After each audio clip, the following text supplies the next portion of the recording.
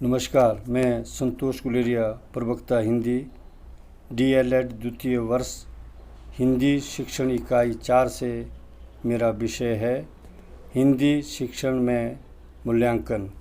मूल्यांकन का अर्थ है मूल्य का अंकन। पहली विधि में पाठ्य वस्तु को इकाइयों में बांटकर शिक्षण व परीक्षण होता है। शिक्षार्थी की अधिगम कठिनाइयों को महत्व दिया जाता है।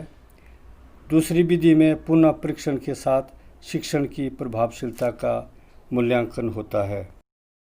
तीसरी विधि में परंपरागत परीक्षणों को मापन क्षेत्र से हटाकर नए प्रकार के परीक्षणों पर बल दिया जाता है।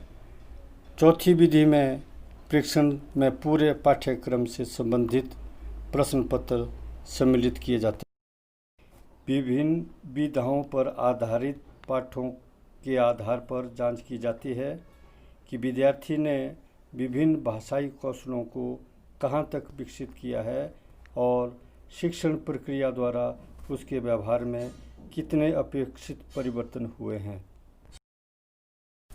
छात्रों को साहित्य के विभिन्न विधाओं के शिक्षण द्वारा ज्ञान करवाकर उनके शब्द भंडार में वृद्धि की जाती है।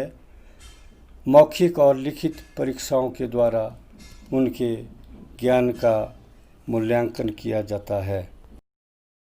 विद्यार्थियों के व्याकरणिक ज्ञान के मूल्यांकन के लिए शुद्ध भाषा का प्रयोग व वस्तुनिष्ठ परीक्षा का प्रयोग किया जाता है तथा समीक्षात्मक योग्यता के मूल्यांकन के लिए लघुरात्मक व निबंधात्मक परीक्षा का प्रयोग होता है।